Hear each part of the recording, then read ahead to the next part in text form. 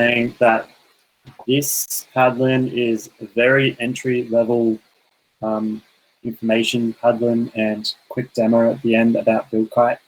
So if you've used Buildkite pipelines before, then you probably don't need to know or don't need to stay because a lot of the information you probably already know.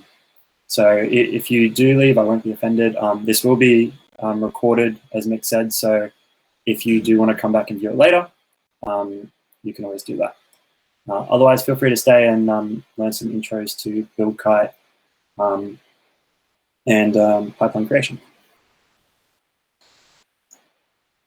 Cool, so getting started, quick agenda. So we're going to go through what is Buildkite, just a quick intro. So the building blocks of pipelines, so steps and the pipelines themselves. A few little helpful pointers about Neto helper functions and the tooling that we have available in pipelines. And then a little bit about dynamic pipelines. And then after that, we'll do a little bit of a demo into how pipelines are created and how you can mold them to do whatever you want, really. So starting off, what is Buildkite? So this is straight off the Buildkite website. Buildkite is a platform for running fast, secure, and scalable continuous integration pipelines on your own infrastructure. So that's a very long marketing spiel to say that Buildkite is a task runner. Simply put, it automates, you can schedule it, you can trigger, and you can notify. On top of that, you can do a whole lot of other things, but they're four of the really quick things that you can do. So automation, few examples of deploying code, deploying infrastructure, running automated tests, doing audits or checks against systems, things like that. And then scheduling as well. So backups is a good example of something that we schedule, or data exports. So we export data into QuickSight and Athena for querying, things like that. Triggering, so an example of this is after we build a code artifact, we need to deploy it. So we do that in two different pipelines. So our code build pipeline triggers our code deploy pipeline.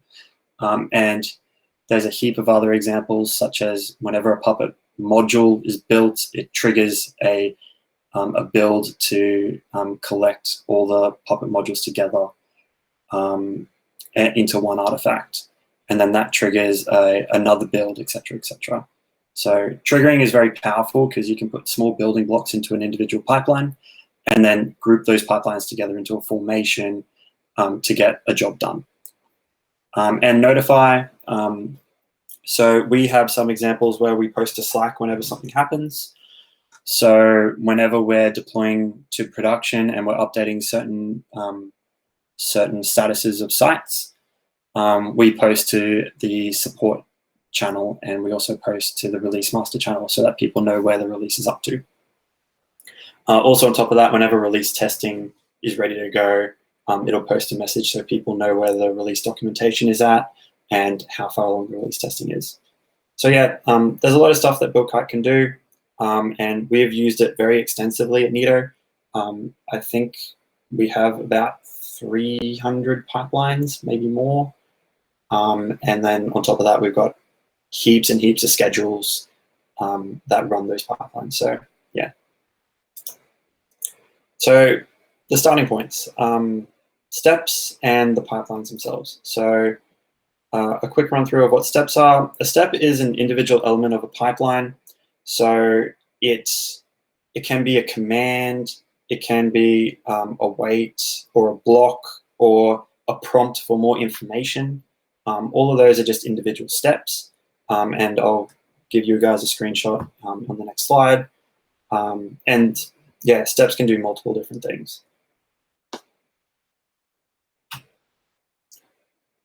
Where's my? Oh, sorry, it's the one after. And pipelines. So pipeline is just a group of steps, and it's structured in a way to achieve a goal. So yeah, as I said before, pipelines can do pretty much anything, such as deploy code, deploy infrastructure, run tests, clean up old files, start to databases. On top of that, many other things. So here's an example of a pipeline, and I've highlighted the different steps in different colors. So as you can see down the bottom, the blue is a command step, or an example of a command step that we use. And what a command step is just simply it's a script, a bash script, PHP script, Ruby script, whatever. It doesn't really matter. At the end of the day, it's just a script. The next one, the red, is a trigger, and what that is it's calling out to a different pipeline. So as an example, we've got notify e-commerce release and notify release bundler. That's actually calling those different pipelines, and then it will create a new element of this with the steps for that pipeline inside it. And the last one in this particular example is waiters. So the purple parts, and all that simply does is tells Buildkite, wait for every step before the waiter to finish before continuing. And there's two types of waiters. The first one is a waiter that says if anything before it fails, kill the pipeline. The second type of waiter is wait for all the steps to finish, and even if they fail, then continue. But I'll show you guys an example of that a little bit later. Okay, so next thing is Neto helper functions and tooling. So we have a couple of different repos that have a heap of different scripts inside them that are available on every Buildkite agent. So those two repos are Neto CLI and Buildkite scripts. And they contain a whole bunch of different functions inside them that can do various different things.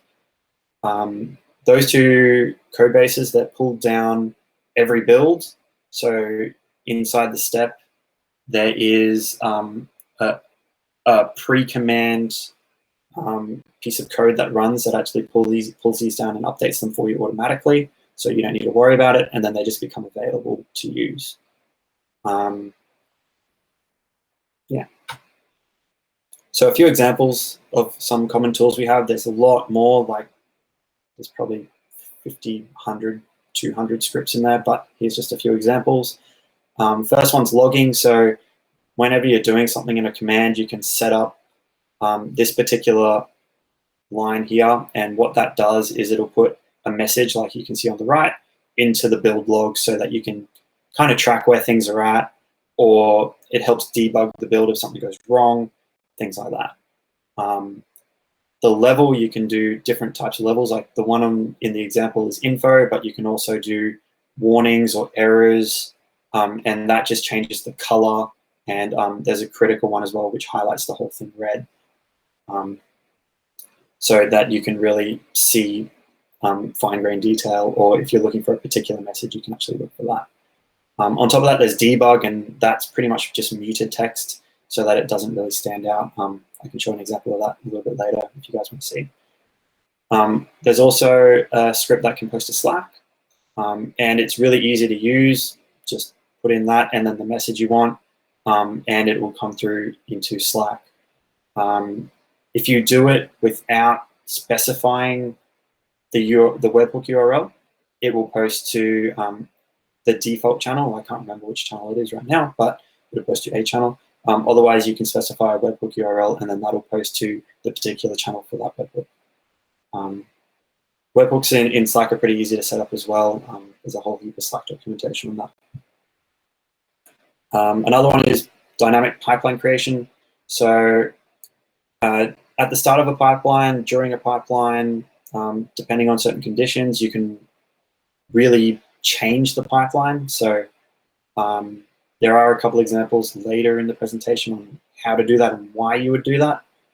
So I'll go through those at that point. And then a couple of other things, such as we've pretty much built a Terraform and Packer framework into a couple of scripts where you can use Terraform very simply by just calling this, and it will go and build infrastructure for you. And then Packer, you can do the same. You can call just this with build, and it will go and build an AMI for you.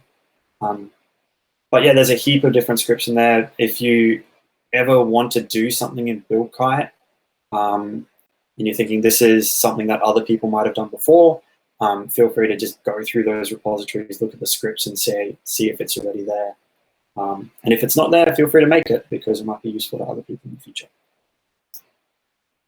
Onto dynamic pipelines. So there's a couple of different ways that that dynamic pipelines work, I guess. The first one is uploading of steps. And yeah, as it says, I think every pipeline at Neto is dynamic and adds steps after creation. So in general, the framework that we use is the first step we configure in a pipeline is an upload step, as you can see here. And that upload step grabs a bunch of configuration out of the code base and then puts that in as the steps that the pipeline's going to run. And I'll show you what that looks like in the next slide. So in general, our first step is always to create new steps. I don't know about every pipeline because there's so many, so some people might have done it differently, but in general, that's kind of the way that we do things. Secondly, any other step can actually create steps as well, so it doesn't have to be the first step. It can be any step in the pipeline, and again, I'll show you an example later. Lastly, steps that are uploaded in YAML format. So it's very easy to use and follow, but yeah, we'll get to that a little bit later. The second way they can be dynamic is from conditionals. So there are two main types of conditionals. The first one's branch conditionals, and that just says if I'm running my pipeline on this particular branch, do I want to run this step or not? So a good example of that is if I'm deploying code, I only want to deploy code on master. So if I'm not on master, then don't run that step. That's a very simple explanation, and I'll show you an example. And the second one is if conditions. So Buildkite introduced if conditions a little while ago. And it's pretty powerful. You can use a whole bunch of different Buildkite data about the build, not just branches, to figure out if you want to run a step or not. But there's a lot of information on that on the Buildkite website, so feel free to check that out. Here's an example of an uploaded pipeline. So on the left is the YAML, and on the right is the pipeline that it creates. So as I said, every pipeline has an upload pipeline step at the start, and that upload pipeline will grab the YAML file that you can see behind it, and then insert the rest of the steps after that. So as you can see, each item in the YAML, each step in the YAML starts with a hyphen, and that just means an item in an array in YAML. So the first step here is build AMI, which is this one. The second step is waiter, which is the arrow that I mentioned before. The third step, clean up AMI snapshot, which is this grayed out box. And it's grayed out because of the branches conditional that I said before. So this build ran on master, and the branches conditional says run this when I'm not on master. So that's why it's got a strikeout through it, because it's not actually running on this particular run. But if I ran it on a non-master branch, you would see that step actually execute. And also, that's what this little I is for. It tells you that there's a hidden job, and that is that hidden job. And you can toggle it on or off with that I. The third step, set AMI releasable, another waiter, and then generate next steps, which is this last one here. And as you can see in the config, branches not master for the cleanup, but then the other ones after it have branches master on it, which means that set AMI releasable true, the waiter, and the generate next steps all only run on master. So if I had an example of this running on a branch, then all three of those would be have a strikeout through them similar to this one, and this one would actually run. So that's one way of making the pipeline dynamic. Here's another example of being dynamic. As I was saying, you can really mold a pipeline mid-run to make it do what you want to do. So this is pretty much the life cycle of the pipeline. So the first one is it just started, and the first step is upload. it hasn't run yet. It's waiting to run, and that's why there's nothing after it, because it hasn't executed yet. And this step uploads more steps. After it uploads, the next snippet you can see is it has uploaded those steps. It's executing the first one, which is why it's yellow. The other two haven't run yet, but the blue box indicates all the steps that the first one uploaded. And the last step that was uploaded is actually another step that generates more steps. So when that actually runs, it generates 2 more steps, which is the tag replication step and a trigger onto a Terraform build. So the 3 stages of the pipeline, this step here could do anything really. It uploaded more steps. Here, it could do something different if a step before it failed.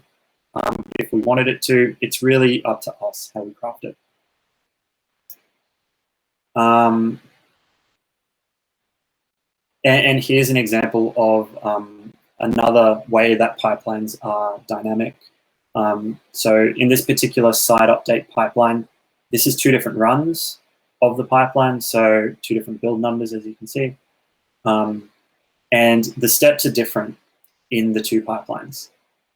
And they're different because of the input data. So in the first pipeline that was run by Richard, there was no input data set.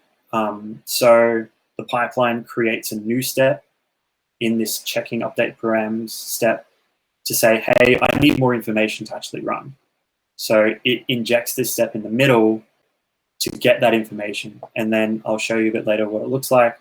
But if I click on that, I can input some extra information that the pipeline needs, and then it will go and continue. The second run, which was done by Tim, already had that information set. So when it gets to this step to check update params, it goes, oh, I've already got the information I need. I don't need to upload a new step. So I'm going to skip that, and I'm just going to continue. So yeah.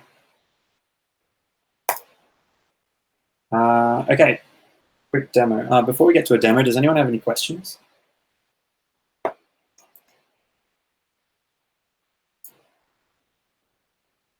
Nope.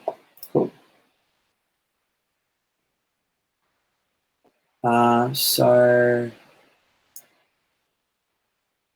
I created a pipeline just as an example. So if you guys were to come in and create a pipeline, we'll start with that. You'll be on this screen here when you start. And this is just an overview of our Buildkite organization. And there's a little plus button up the top. So if you click on that, that goes into the pipeline creation screen. And then you just fill out some details about your pipeline. So the name of it, in general, our names are all just have a hyphen between them. So yeah, it could be API service Terraform, it could be whatever, it doesn't really matter. Add a quick description of what it is. And yeah, it supports emojis if you really want to add them. The URL of your Git repository, and you can get that from GitHub, not GitHub, from Bitbucket. So if I go to Bitbucket, on the repository that my pipeline's running from, as an example, e-commerce, and I just click on the clone button, the URL's just there. Don't add the git clone at the start, just add the git at bitbucket.org, blah, blah, blah. And make sure it's the SSH URL. If it's the HTTPS URL, it won't work because all of our authentication is done through SSH. So grab that URL and paste it into here. Any environment variables you want to build, you can pretty much ignore that for most builds. And then you add your steps. So as I said, at Neto, in general, our first step is always uploading of the pipeline. So the step that you run is this. You can get this from any other pipeline pretty much. Just go to another pipeline, click on the first step, and you'll see this as the command. So you can copy it from there if you forget. But that is generally the first step that is run. And then there's a quick description that actually changes if you put this in, because Buildkite knows that it's uploading some steps. So it tells you that it's uploading steps. And if I actually get rid of this, it'll change to something else to say, hey, this step is executing something. So that's our first step. Label can be whatever you want. People usually put this, but you can do whatever, it doesn't really matter. And then you can add more steps if you want to your pipeline. But as I said, in general, we add our steps inside the code base itself. And the reason why we do that is a couple of things. One is if I change my pipeline here, it's going to change for everyone, and I might be testing a change that I'm making. So it's better to isolate that change until I'm happy with it and I know that it works. It also gives us the ability to audit changes in a pipeline, so we can see who made changes and why. Whereas if you change it in the Buildkite UI, you don't really get that audit history. So yeah, it's generally better to keep the pipeline steps inside a repository for those reasons. And the last thing that you want to do is add an agent queue. So we have agents that are set up on different queues. I'll show you that straight after this. But you want to make sure you set a queue, otherwise it will set to the queue of default automatically, and we don't have any agents on the queue of default. So your step will just sit there indefinitely waiting for nothing to happen. So make sure you set a queue. Queue any means it runs on any agent, but there are other queues of staging, which is connected to our AWS staging account, and production, which is connected to our AWS production account. There are a couple of other queues as well, but I won't go through those right now. So yeah, make sure you add a queue.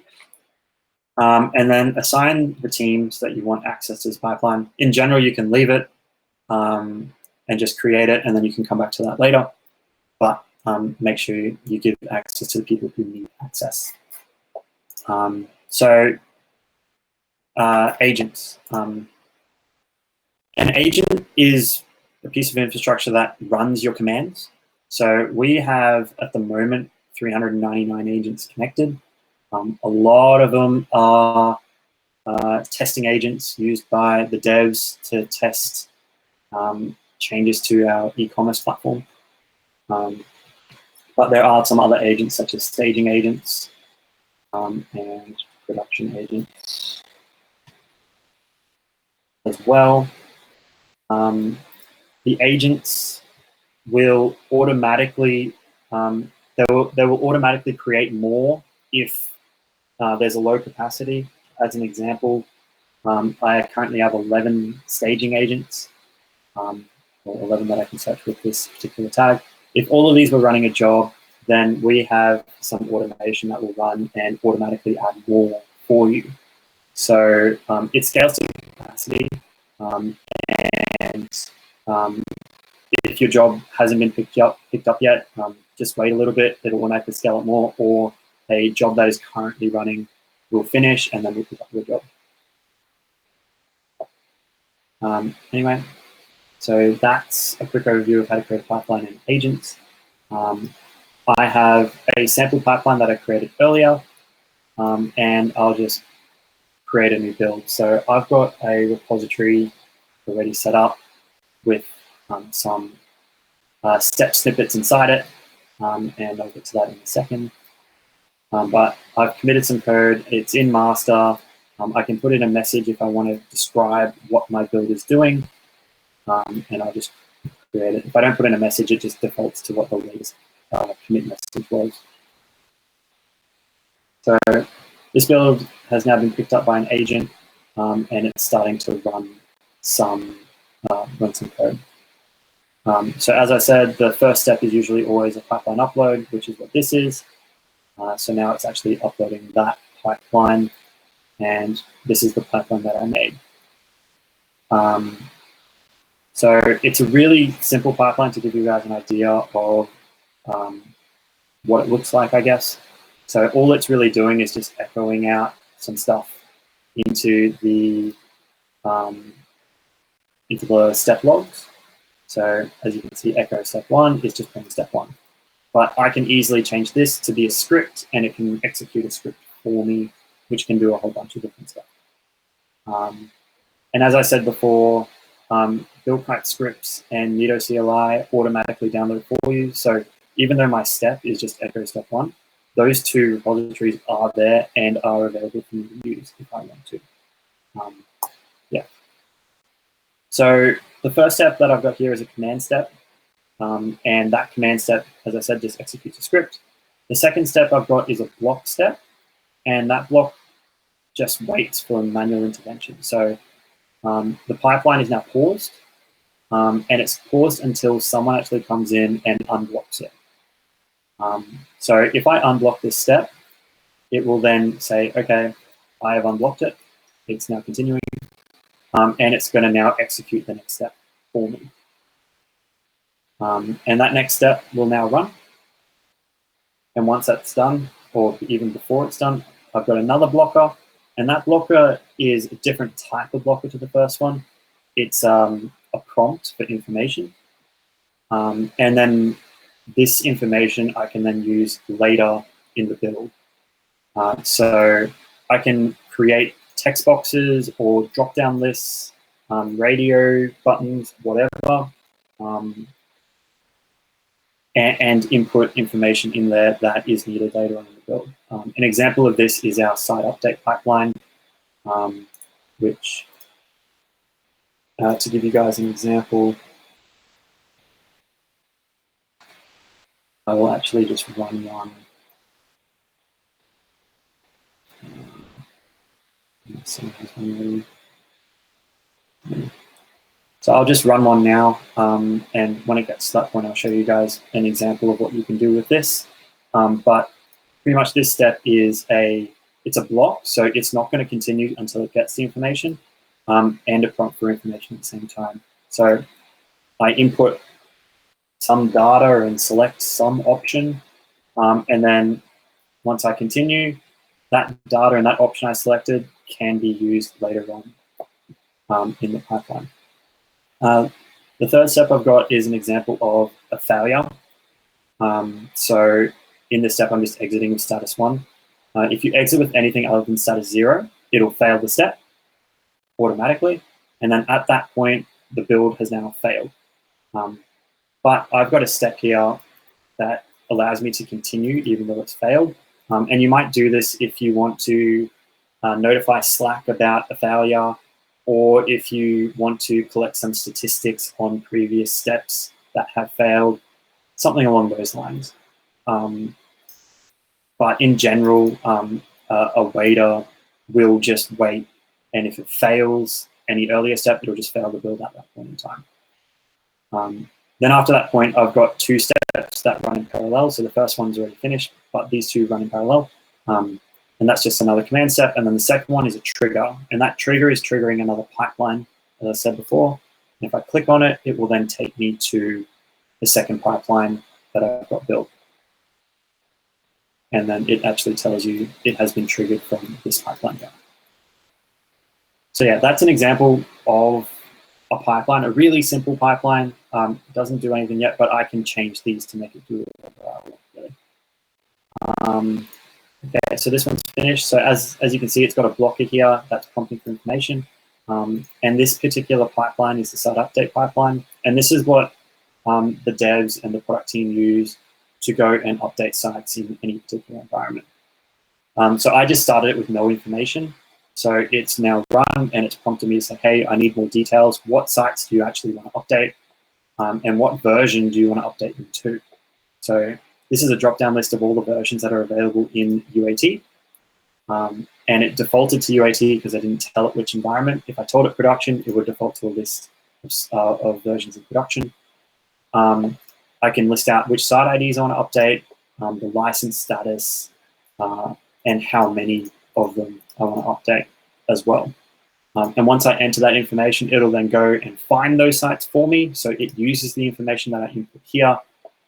As an example, I'll put in my UAT site, which won't work because it's on the do not update list. Anyway, and then it will go and collect those sites and then update those sites for me. Yeah. So that's an example of a pipeline, how dynamic pipelines can work, how you can make it do whatever you want. Over here, if I just quickly make this a bit slimmer.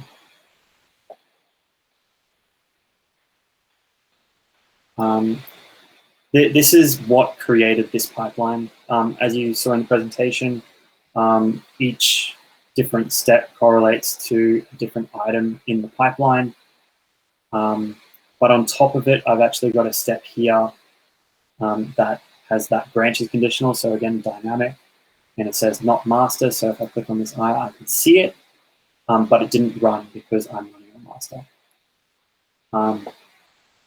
And then I've got my blocker, another step, and then this is what a prompt for information looks like. So you put your block in and then the fields.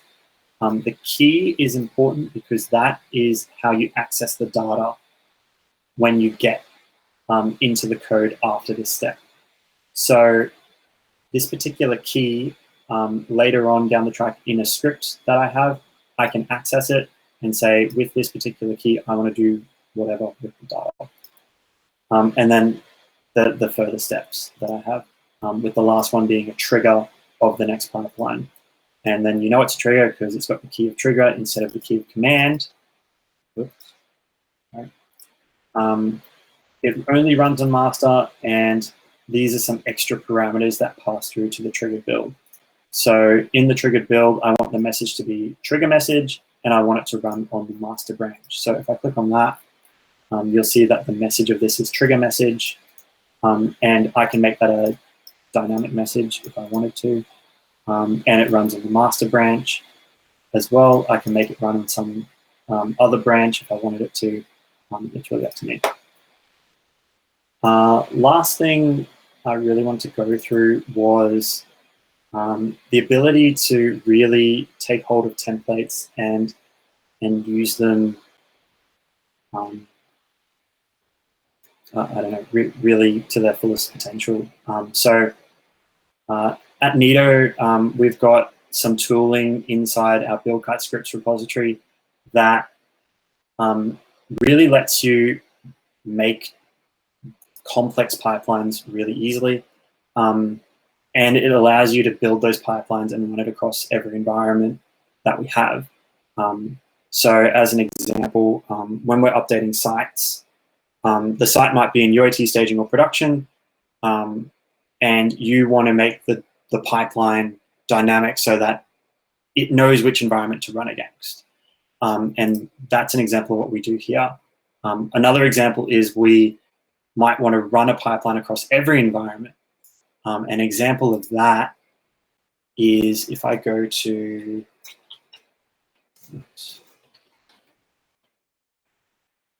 this is one of our infrastructure deployment pipelines. And this pipeline, or this particular piece of infrastructure lives in, I think it's 6 different environments. So we define the steps for one environment, and then those steps are just replicated for every other environment. So pretty much just a for loop in code, but it makes it really simple to manage. So I've got my example here of just a pipeline that all it does is echoes that we are running in a particular environment, and the environment list will default to UAT staging and production if I don't set it explicitly. But I can give more detail on that later on. Yeah, so if I wanted to hook up this particular template, I haven't done it yet, so I hope it works. All I need to do is edit my pipeline steps. And then inside my upload step, instead of calling the pipeline upload command, which defaults to uploading a pipeline YAML file inside the .buildkite folder of your repository. So it'll automatically look for .buildkite/pipeline.yaml. Otherwise, I can specify the pipeline, so .buildkite/pipeline2.yaml, and that will upload this one instead. But I don't want to do that. I want to upload my dynamic pipeline which Buildkite doesn't support natively, so our tooling does it. And as I said, we've got a whole bunch of scripts inside the Buildkite scripts repository. And this particular script here, Buildkite scripts bin pipeline, it will take hold of this template that's in Ruby, and it will upload the pipeline, filling in the blanks of the environment variables and any extra variables that I use inside it. The first parameter is just a default environment to use. I just put UAT because that's in general our first environment. And then the second parameter is a path to the pipeline I want to upload. But the location that I've got mine is actually the default for it, so I don't need to specify that. So if I save that step, and now I run a new build, fingers crossed, pray to the demo gods. It's now running my updated step instead of just the regular pipeline upload, and that updated step should take hold of this particular pipeline configuration instead of this particular pipeline configuration. Okay, it worked. So yeah, as I said, it defaults to the 3 environments that we have, UAT, staging, and production, and I've just put an echo out so it can, so you can see the difference or what you can do with it, and you can use that environment name to do different things inside your scripts. So yeah, I don't think there's really anything else I need to go through. Did anyone have any questions?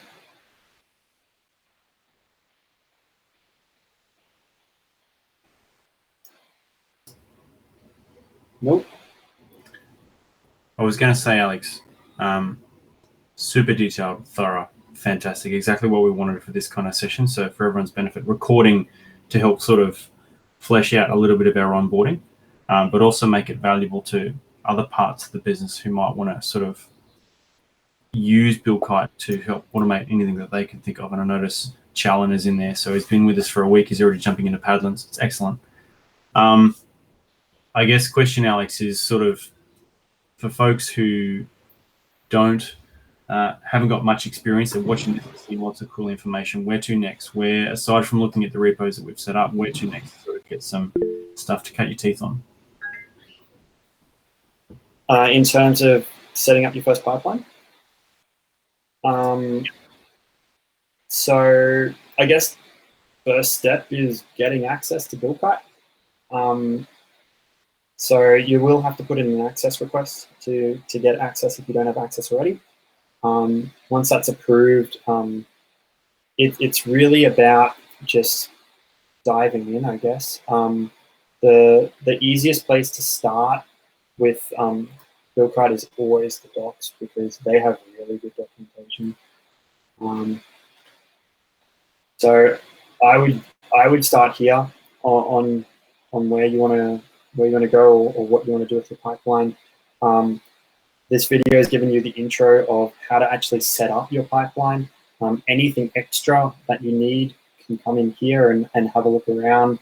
There's a whole bunch of stuff which I didn't mention that is possible, such as Buildkite annotations, which you can actually do labels on your build to specify different things. An example of a Buildkite annotation would be something like, I hope I can find something.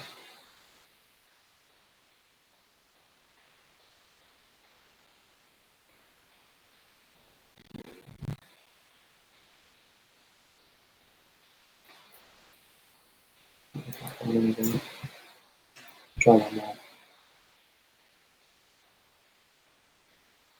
So,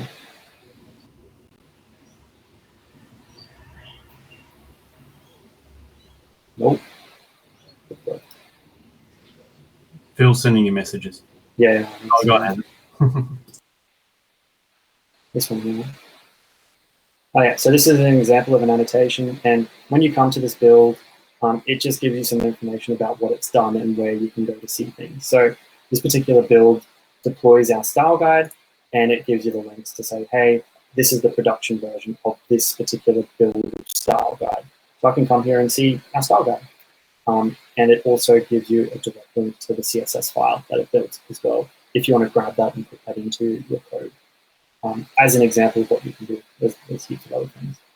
So that's Buildkite annotation. But as I said, there's a heap of stuff in here that I haven't gone through. So I would start here and just get going, I guess.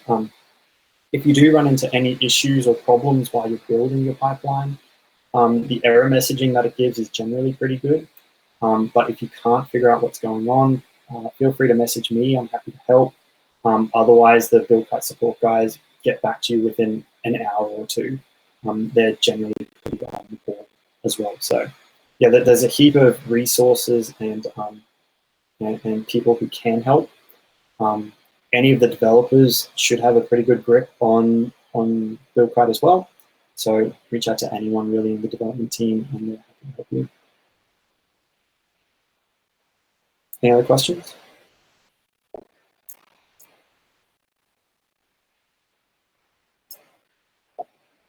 Okay, cool. Thanks, everyone.